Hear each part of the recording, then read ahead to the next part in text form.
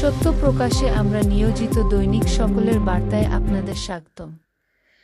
Tungipara press ক্লাবে মাসিক meeting ও বর্ধিত সভা অনুষ্ঠিত। সিদ্ধান্ত নেওয়া হলো বার্ষিক ট্যুরের।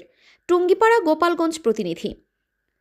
গোপালগঞ্জের টুঙ্গিপাড়া উপজেলায় 13 জানুয়ারি 2026 মঙ্গলবার সন্ধ্যা 7টায় টুঙ্গিপাড়া প্রেস ক্লাবে অনুষ্ঠিত হল বছরের প্রথম মাসিক মিটিং ও বর্ধিত সভা।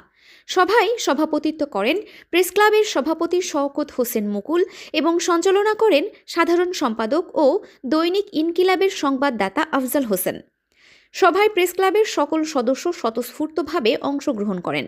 আলোচনায় প্রেস ক্লাবের বার্ষিক ট্যুরের সিদ্ধান্ত গৃহীত হয় এবং বিভিন্ন গুরুত্বপূর্ণ এজেন্ডা ও রেজুলেশন বাস্তবায়নের সিদ্ধান্ত নেওয়া হয়।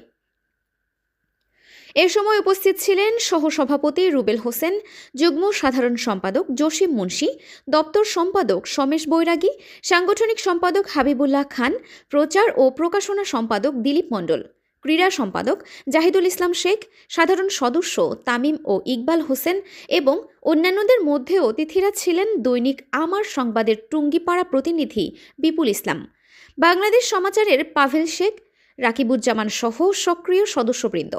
সভায় প্রেস ক্লাবের সামগ্রিক উন্নয়ন, পেশাগত মানোন্নয়ন, সাংগঠনিক শক্তিশালীকরণ, সততা নিষ্ঠা ও নিরপেক্ষভাবে পেশাদারিত্বের সঙ্গে সাংবাদিকতার দায়িত্ব পালন ও সদস্যদের পারস্পরিক সম্পর্ক আরও মজবুত করার লক্ষ্যে নানা পদক্ষেপ নিয়ে আলোচনা হয়। সভা শেষে আগত